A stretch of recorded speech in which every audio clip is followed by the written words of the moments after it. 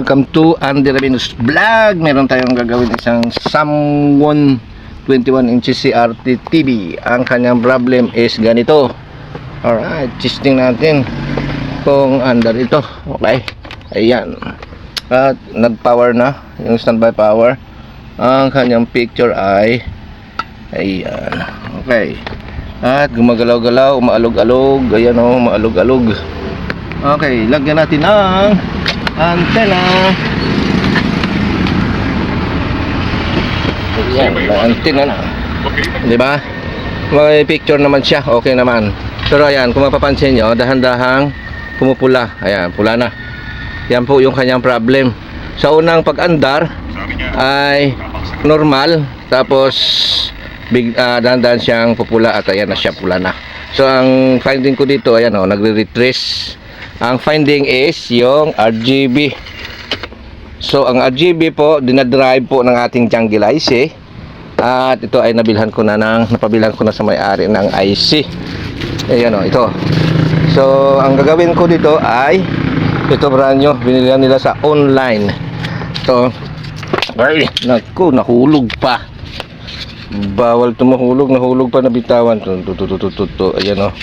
Ang number ng IC is LA76931K7N at nabagsak pa, nahulog pa. Nako, tingnan natin sana hindi na-share yun kasi nahulog nga. Okay, push muna natin. Sa pagbukas natin ng TV, ng back cover ay merong mga screw dito. Yan po yung tatanggalin natin, yung screw sa taas, ito, saka dito sa kabila, at ito rin yung dito, at saka ito. Okay, so bubuksan natin. Okay, tanggalin natin yung IC. Ito, lagyan natin ng bagong soldering lead. Okay.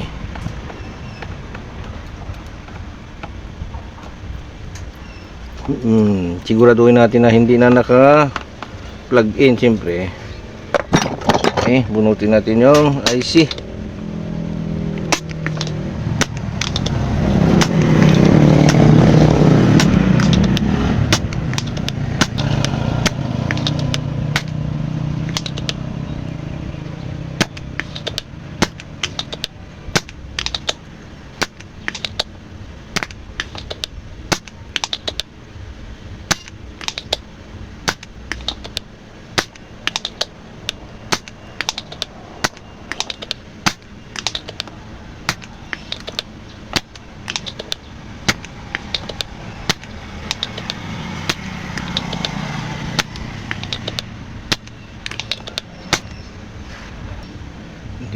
Hindi malinaw yung ating kuha sa camera.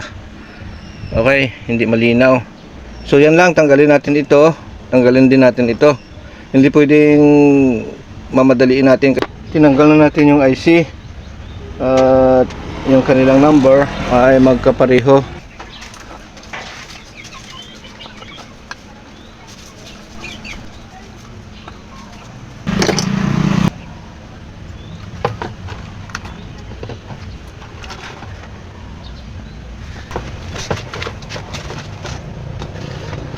Okay, mag-resolder na tayo.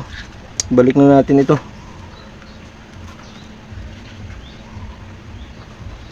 Lagyan muna natin ang 4 na paa. Ito. Okay. Tapos pa isa-isa na.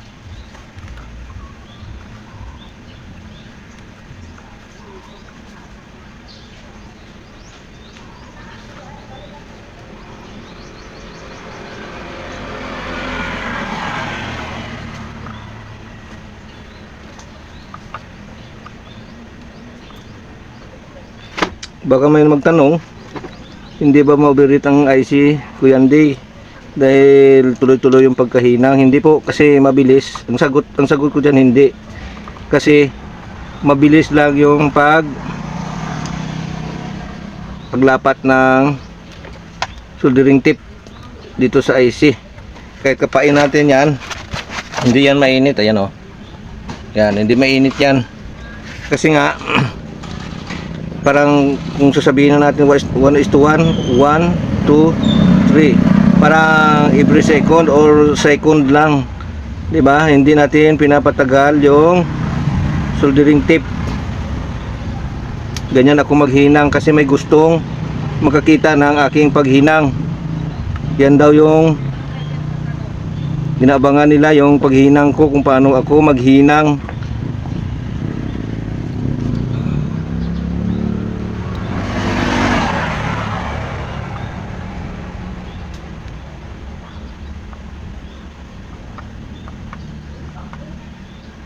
Manipis po yung aking paghinang kasi maganda yung ating soldering tip.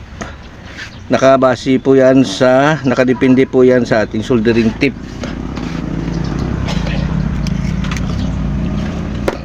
Okay, nakikita nyo ba? Yan yung aking paghinang. Depende na yan sa nanonood o sa nakatingin kung nagustuhan nila o hindi yung aking pagkahinang. Ngayon, lilinisin ko ito para maiwasan natin at para matingnan natin kung merong bridge solder o tumawid na hinang.